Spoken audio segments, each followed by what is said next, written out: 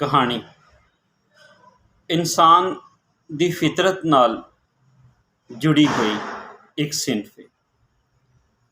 ਇਹ ਅਜਿਹਾ ਫਨ ਪਾਰਾ ਹੁੰਦਾ ਹੈ ਜਿਹਦੇ ਵਿੱਚ ਇਨਸਾਨ ਦੀ ਨਫਸੀਆਤ, ਇਨਸਾਨ ਦੇ ਜਜ਼ਬਾਤ ਦੇ ਕਈ ਰੰਗ ਵੇਖਣ ਨੂੰ, ਪੜ੍ਹਨ ਨੂੰ ਮਿਲਦੇ ਨੇ। 2021 ਦੇ ਵਿੱਚ ਕਈ ਕਹਾਣੀ ਪਰਾਗੇ ਸਾਡੇ ਸਾਹਮਣੇ ਆਏ, ਪਰ ਕੁਝ ਕਹਾਣੀ ਪਰਾਗੇ ਜਿਹੜੇ ਦੂਰ ਦਰਾਜ਼ ਇਲਾਕਿਆਂ ਦੇ ਵਿੱਚ, ਦੂਜੇ ਸ਼ਹਿਰਾਂ ਦੇ ਵਿੱਚ ਛਪੇ, ਉਹਨਾਂ ਤੀਕਰ ਪੜ੍ਹਨਾ ਮੁਮਕਿਨ ਨਹੀਂ ਹੁੰਦਾ ਕਈ ਵਾਰ, ਕਿਉਂ ਜੇ ਕੁਝ ਲਿਖਾਰੀ ਆਪਣੀਆਂ ਕਿਤਾਬਾਂ ਹਰ ਥਾਂ 'ਤੇ ਨਹੀਂ ਪੜ੍ਹਾਉਂਦੇ, ਜਿਸ ਕਰਕੇ ਉਹਨਾਂ ਤੀਕਰ ਪੜ੍ਹਨਾ ਕਦੇ ਕਦੇ ਕੁਝ ਵੇਲਾ ਮੰਗਦਾ ਹੈ। ਪਰ ਅਖੀਰ ਜੇ ਤੁਸੀਂ ਕਿਤਾਬ ਦੇ ਚਾਹਵਾਨ ਹੋ ਤਾਂ ਉਸ ਤੀਕਰ ਪੜ੍ਹ ਜਾਂਦੇ ਹੋ। ਸ਼ਹਿਜ਼ਾਦ ਸੰਸ ਪਬਲੀਕੇਸ਼ਨਸ ਅਮੀਨਪੁਰ ਬਾਜ਼ਾਰ ਫੈਸਲ ਆਬਾਦ ਵੱਲੋਂ ਇੱਕ ਕਹਾਣੀ ਪਰਾਗਾ ਛਾਪੇ ਚੜ੍ਹਿਆ, ਜਿਹੜਾ ਚੌਧਰੀ ਨਜ਼ੀਰ ਅਹਿਮਦ ਅਰਮਾਨ ਹੋਰਾਂ ਦਾ ਕਹਾਣੀ ਪਰਾਗਾ ਹੈ। ਇਸ ਕਹਾਣੀ ਪਰਾਗੇ ਦਾ ਟਾਈਟਲ ਅਤੇ ਨਾਂ ਤੁਸੀਂ ਦੇਖੋ, ਫਟ ਜਿਗਰ ਦੇ ਚੌਧਰੀ ਨਜ਼ੀਰ ਅਹਿਮਦ ਅਰਮਾਨ ਹੋਰਾਂ। ਇਹ ਕਹਾਣੀ ਪਰਾਗਾ ਉਹਨਾਂ ਦਾ ਦੂਜਾ ਕਹਾਣੀ ਪਰਾਗਾ ਹੈ। ਇਸ ਤੋਂ ਪਹਿਲਾਂ ਉਹਨਾਂ ਨੇ ਵੰਗਾਂ ਵਾਲੀ ਕਹਾਣੀ ਪਰਾਗਾ ਪੰਜਾਬੀ ਅਦਬ ਦੇ ਵਿੱਚ ਲਿਆਂਦਾ। ਚੌਧਰੀ ਨਜ਼ੀਰ ਅਹਿਮਦ ਹੋਰੀ ਪੇਸ਼ੇ ਵਜੋਂ ਉਸਤਾਦ ਨੇ ਅਤੇ ਕਹਾਣੀ ਦੇ ਖੇਤਰ ਨਾਲ ਜੁੜੇ ਹੋਏ ਨੇ। ਉਹਨਾਂ ਦੀਆਂ ਕਹਾਣੀਆਂ ਆਪਣੀ ਵੱਸੋਂ ਦੀ ਨੁਮਾਇੰਦਾ ਕਹਾਣੀਆਂ ਨੇ। ਉਹ ਉਸ ਵੱਸੋਂ ਦਾ ਭਰਪੂਰ ਮੁਸ਼ਾਹਿਦਾ ਕਰਦੇ ਨੇ ਅਤੇ ਫਿਰ ਉਸ ਵੱਸੋਂ ਨੂੰ ਆਪਣੀ ਕਹਾਣੀ ਦੇ ਵਿੱਚ ਲੈ ਕੇ ਆਉਂਦੇ। ਉਹ ਵੱਸੋਂ ਜਿੱਥੇ ਰਾਠ ਦਾ ਜ਼ੁਲਮ ਹੈ, ਜਿੱਥੇ ਤਗੜਾ ਮਾੜੇ ਨੂੰ ਨੋਚ ਰਿਹਾ ਹੈ, ਉਹਦੇ 'ਤੇ ਜ਼ੁਲਮ ਕਰ ਰਿਹਾ ਹੈ, ਅਤੇ ਫਿਰ ਇਸ ਤਰ੍ਹਾਂ ਦੀਆਂ ਕਹਾਣੀਆਂ ਜਿਹਦੇ ਵਿੱਚ ਮਾੜੇ ਤਬਕੇ ਦੀ ਨੁਮਾਇੰਦਗੀ ਹੋਵੇ। ਜਦੋਂ ਅਸੀਂ ਨਜ਼ੀਰ ਅਹਿਮਦ ਅਰਮਾਨ ਹੋਰਾਂ ਦੀਆਂ ਕਹਾਣੀਆਂ ਪੜ੍ਹਨੇ ਹਾਂ ਤਾਂ ਸਾਨੂੰ ਮੈਕਸਿਮ ਗੋਰਕੀ ਦੀ ਉਹ ਲਾਈਨ ਵੀ ਯਾਦ ਆਉਂਦੀ ਹੈ ਜਿਸ ਵਿੱਚ ਉਹਨਾਂ ਨੇ ਕਿਹਾ ਸੀ ਕਿ ਸਾਡੀ ਹਰ ਲਿਖਤ ਦਾ ਹੀਰੋ ਮਜ਼ਦੂਰ ਹੋਣਾ ਚਾਹੀਦਾ ਹੈ, ਥਲੜਾ ਤਬਕਾ ਹੋਣਾ ਚਾਹੀਦਾ ਹੈ। ਉਹ ਤਬਕਾ ਜਿਹੜਾ ਪਿਸ ਰਿਹਾ ਹੈ, ਉਹ ਤਬਕਾ ਜਿਹੜਾ ਮੁਆਸ਼ਰਤੀ ਅਤੇ ਮੁਆਸ਼ੀ ਹਾਲਾਤ ਤਗੜਿਆਂ ਵਰਗੇ ਨਹੀਂ ਉਹਦੇ ਕੋਲ ਹੈ ਨੇ, ਅਤੇ ਉਹ ਉਸ ਵਿੱਚ ਸੁਧਾਰ ਚਾਹੁੰਦਾ ਹੈ। ਚੌਧਰੀ ਨਜ਼ੀਰ ਅਹਿਮਦ ਹੋਰਾਂ ਦੀ ਪਹਿਲੀ ਕਹਾਣੀ ਹੀ ਰਾਠ ਚਨਾਹ ਦਾ, ਉਹਦੇ ਵਿੱਚ ਜਿਹੜਾ ਮੌਜ਼ੂ ਰੱਖਿਆ ਗਿਆ ਹੈ ਉਹ ਮਾੜੇ ਅਤੇ ਤਗੜੇ ਦੀ ਲੜਾਈ। ਜਦੋਂ ਇੱਕ ਤਗੜਾ ਰਾਠ ਮਾੜੇ ਦੇ ਘਰ ਉੱਤੇ ਧਾਵਾ ਬੋਲਦਾ ਹੈ, ਉਸ ਦੇ ਮਾਪਿਆਂ ਨਾਲ ਭੈੜ ਕਰਦਾ ਹੈ, ਜ਼ੁਲਮ ਕਰਦਾ ਹੈ, ਤਾਂ ਫਿਰ ਜ਼ੁਲਮ ਸਹਿਣ ਵਾਲਾ ਆਪਣੇ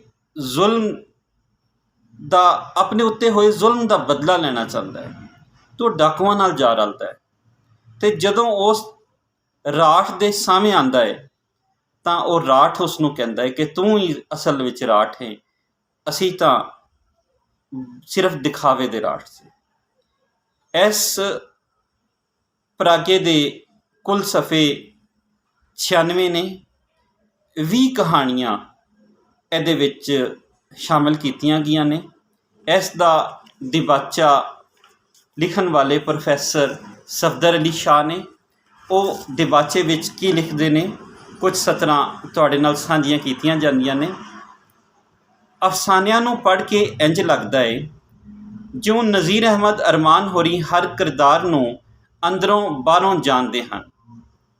ਇਹ ਚੰਗੀ ਗੱਲ ਲੱਗੀ ਹੈ ਜੋ ਕਿਰਦਾਰ ਆਪਣੇ ਹਕੂਕ ਲੈਣ ਅਤੇ ਉਹਦੀ ਮੰਗ ਕਰਨ ਦੀ ਜਾਣਕਾਰੀ ਰੱਖਦਾ ਹੈ। ਇਹਨਾਂ ਨੇ ਸਾਫ ਸੁਥਰੇ ਅਸਲੂਬ ਰਾਹੀਂ ਸੁਥਰੀ ਪੰਜਾਬੀ ਨੂੰ ਨਿਖਾਰਿਆ ਹੈ ਜੋ ਹਰ ਕੋਈ ਗੱਲ ਕੀਤੀ ਨੂੰ ਚੰਗੀ ਤਰ੍ਹਾਂ ਸਮਝ ਲਵੇ।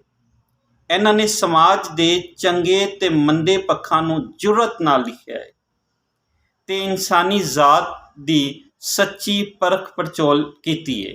ਮੈਨੂੰ ਪੂਰਾ ਪੱਕ ਕੇ ਜਿਉਂ ਇਹ ਪੁਸਤਕ ਅਰਮਾਨ ਹੋਰਾਂ ਦਾ ਅਦਬੀ ਕੱਦ ਕਾਠ ਹੋਰ ਉਚੇਰਾ ਕਰੇ ਸੀ। ਜਿਹੜੇ 20 ਕਹਾਣੀਆਂ ਜਿਹੜੀਆਂ ਨੇ ਉਹਨਾਂ ਦੇ ਨਾਮ ਤੁਹਾਡੇ ਨਾਲ ਸਾਂਝੀਆਂ ਕੀਤੇ ਜਾਂਦੇ ਨੇ। ਪਹਿਲੀ ਕਹਾਣੀ ਰਾਠ ਚਨਾਹ ਦਾ, ਜਿਹਦੇ ਬਾਰੇ ਤੁਹਾਨੂੰ ਦੱਸਿਆ। ਦੂਜੀ ਕਹਾਣੀ ਜੀਓ ਮੇਰਿਆ ਪੁੱਤਰਾ। ਤੀਜੀ ਕਹਾਣੀ ਝੂਠੀਆਂ ਮੁਹੱਬਤਾਂ। ਚੌਥੀ ਕਹਾਣੀ ਫਟ ਜਿਗਰ ਦੇ, ਜਿਹੜੀ ਇਸ ਪਰਾਗੇ ਦੀ ਟਾਈਟਲ ਕਹਾਣੀ। ਪੰਜਵੀਂ ਕਹਾਣੀ ਪੈਸੇ ਦਾ ਲੋਭ। ਛੇਵੀਂ ਕਹਾਣੀ ਜੁਰਮੋ ਸਜ਼ਾ। ਸੱਤਵੀਂ ਕਹਾਣੀ ਦੇਸ਼ ਦਾ ਰਾਖਾ। ਅੱਠਵੀਂ ਕਹਾਣੀ ਮੰਗਣੀ। ਨੌਵੀਂ ਕਹਾਣੀ ਹੇਰਾ ਫੇਰੀ। 10ਵੀਂ ਤਲਾਕ। 11ਵੀਂ ਕਹਾਣੀ ਨੌਕਰੀ। 12ਵੀਂ ਕਹਾਣੀ ਕਾਤਲ। 13ਵੀਂ ਗੁਰਬਤ। 14ਵੀਂ ਕਹਾਣੀ ਦਿਲ ਦੇ ਦੁਖੜੇ। 15ਵੀਂ ਕਹਾਣੀ ਬਨੀਏ 'ਤੇ ਇਤਬਾਰ ਨਾ ਕਰਨਾ। 16ਵੀਂ ਕਹਾਣੀ ਪੈਨਸ਼ਨ। 17ਵੀਂ ਕਹਾਣੀ ਮੈਂ ਨਾ ਜੰਮਦੀ। 18ਵੀਂ ਕਹਾਣੀ ਮਜ਼ਦੂਰੀ। 19ਵੀਂ ਕਹਾਣੀ ਨਿੱਕੀਆਂ ਲਾ ਦੇ ਬੇਲੀ ਅਤੇ 20ਵੀਂ ਕਹਾਣੀ ਸੱਤਾਵੀਆਂ ਦਾ ਸੋ। ਕੁਝ ਕਹਾਣੀਆਂ ਦੇ ਹਵਾਲੇ ਨਾਲ ਅਸੀਂ ਗੱਲਬਾਤ ਚਾਹੁੰਦੇ ਹਾਂ। ਪਹਿਲੀ ਕਹਾਣੀ ਜਿਵੇਂ ਦੱਸਿਆ ਗਿਆ ਕਿ ਰਾਠ ਚਨਾਹ ਦਾ। ਦੂਜੀ ਕਹਾਣੀ ਜੀਓ ਮੇਰਿਆ ਪੁੱਤਰਾ। ਇੱਕ ਉਸਤਾਦ ਅਤੇ ਸ਼ਾਗਿਰਦ ਦੇ ਦੁਆਲੇ ਕਹਾਣੀ ਘੁੰਮਦੀ ਹੈ।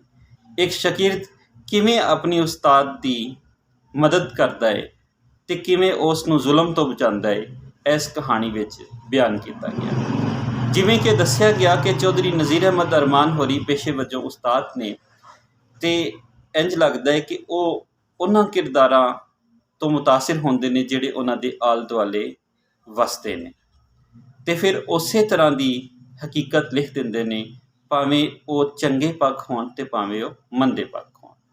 ਇੱਕ ਹੋਰ ਕਹਾਣੀ ਝੂਠੀਆਂ ਮੁਹੱਬਤਾਂ। ਝੂਠੀਆਂ ਮੁਹੱਬਤਾਂ ਜਿਹੜੀ ਹੈ ਉਹ ਤੀਸਰੀ ਕਹਾਣੀ। ਉਸ ਕਹਾਣੀ ਦਾ ਮਰਕਜ਼ੀ ਕਿਰਦਾਰ ਇੱਕ ਸਵਾਣੀ ਹੈ ਜਿਸ ਦਾ ਨਾਂ ਸਲਮਾ ਹੈ। ਸਲਮਾ ਪੜ੍ਹ ਲਿਖ ਜਾਂਦੀ ਹੈ। ਉਹਦੇ ਮਾਪੇ ਜਿਸ ਘਰ ਕੰਮ ਕਰਦੇ ਨੇ ਉਹ ਇੱਕ ਭੱਠੇ ਦੇ ਮਾਲਕ ਨੇ। ਉਹਨਾਂ ਦਾ ਪੁੱਤਰ ਸਲਮਾ ਨੂੰ ਵਿਆਹ ਕੇ ਲੈ ਜਾਂਦਾ ਹੈ, ਅਤੇ ਸਿਰਫ ਉਸ ਨੂੰ ਇਸ ਲਈ ਵਿਆਹ ਕੇ ਲੈ ਜਾਂਦਾ ਹੈ ਕਿ ਉਹਨੂੰ ਅਹਿਸਾਸ ਦਿਵਾ ਸਕੇ ਸਲਮਾ ਨੂੰ ਕਿ ਸਭ ਕੁਝ ਪੈਸਾ ਹੀ ਹੈ, ਅਤੇ ਕੁਝ ਅਰਸੇ ਬਾਅਦ ਉਸ ਨੂੰ ਤਲਾਕ ਦੇ ਕੇ ਘਰ ਕਰ ਦਿੰਦਾ। ਇਸੇ ਤਰ੍ਹਾਂ ਦੀ ਕਹਾਣੀ 10ਵੀਂ ਕਹਾਣੀ ਤਲਾਕ ਦੇ ਸਰਨਾਮੇ ਨਾਲ, ਜਿਹੜੀ ਯੂਨੀਵਰਸਿਟੀ ਵਿੱਚ ਪੜ੍ਹਦੀ ਸੁਲਤਾਨਾ ਦੇ ਦੁਆਲੇ ਚੱਲਦੀ ਹੈ, ਜਿਹਨੂੰ ਉਹਦਾ ਘਰ ਵਾਲਾ ਕਹਿੰਦਾ ਹੈ ਕਿ ਮੈਂ ਤੈਨੂੰ ਇੱਕ ਖਿਡੌਣਾ ਸਮਝ ਕੇ ਆਪਣੇ ਘਰ ਲਿਆਂਦਾ, ਨਿਕਲ ਜਾ ਇਸ ਘਰੋਂ। ਇਸੇ ਤਰ੍ਹਾਂ 5ਵੀਂ ਕਹਾਣੀ ਨਾਮਦਾਰ, ਜੋ ਸਾਰੀ ਉਮਰ ਜ਼ੁਲਮ ਜ਼ਿਆਦਤੀ ਕਰਦਾ ਰਿਹਾ, ਠੀਕ ਹੈ, ਅਤੇ ਉਸ ਜ਼ੁਲਮ ਜ਼ਿਆਦਤੀ ਦੇ ਬਾਅਦੋਂ ਕੀ ਹਾਲਾਤ ਹੋਏ। ਫਿਰ ਉਹ 2 ਪੁੱਤਰਾਂ ਨੂੰ ਅਮਰੀਕਾ ਘੱਲਦਾ ਹੈ।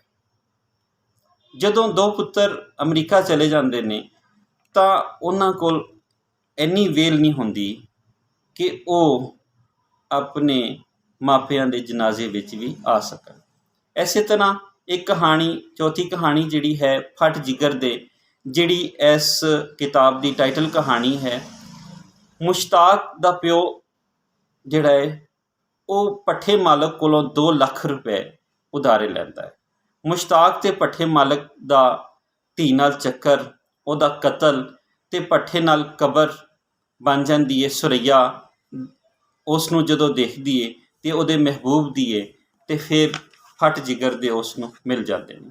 ਇਹ ਸਾਰੀ ਕਹਾਣੀ ਦੇ ਵਿੱਚ ਬਹੁਤ ਜ਼ਿਆਦਾ ਵਾਕਿਆਤ ਉਹ ਨੇ ਜਿਹੜੇ ਘੜੇ ਹੋਏ ਲੱਗਦੇ ਨੇ। ਇੰਨੇ ਜ਼ਿਆਦਾ ਹਾਦਸੇ, ਇੰਨੇ ਜ਼ਿਆਦਾ ਆਪਣੇ ਆਪ ਜਿਹੜੇ ਵਾਕਿਆ ਹੁੰਦੇ ਜਾਣਾ, ਉਹ ਕਹਾਣੀ ਦੇ ਵਿੱਚ ਬਨਾਵਟੀ ਰੰਗ ਲੈਂਦੇ ਨੇ, ਕਿਉਂਕਿ ਹਾਦਸੇ 1-2 ਥਾਂ 'ਤੇ ਕਹਾਣੀ ਦੇ ਵਿੱਚ ਤਾਂ ਚੱਲ ਜਾਂਦੇ ਨੇ, ਪਰ ਹਰ ਕਹਾਣੀ ਦੇ ਵਿੱਚ ਹਾਦਸੇ ਹੋ ਰਹੇ ਨੇ। ਹਰ ਕਹਾਣੀ ਦੇ ਵਿੱਚ ਐਸੀਆਂ ਚੀਜ਼ਾਂ ਹੋ ਰਹੀਆਂ ਨੇ ਜਿਹਦੇ ਨਾਲ, ਹਰ ਕਹਾਣੀ ਦੇ ਵਿੱਚ ਜਦੋਂ ਇਤਫਾਕਾਤ ਹੋਣ ਲੱਗ ਪੈਣ ਤਾਂ ਫਿਰ ਉਹ ਕਹਾਣੀ ਇੰਝ ਲੱਗਦੀ ਹੈ ਕਿ ਜਿਵੇਂ ਬਹਿ ਕੇ ਘੜੀ ਗਈ ਹੈ, ਜਿਹੜਾ ਕਹਾਣੀ ਦੇ ਫਨ ਨੂੰ ਕਮਜ਼ੋਰ ਕਰ ਦਿੰਦਾ। ਸਾਨੂੰ ਇਸ ਕਹਾਣੀ ਪਰਾਗੇ ਦੇ ਵਿੱਚ ਇਹ ਘਾਟੇ ਨਜ਼ਰ ਆਏ ਨੇ।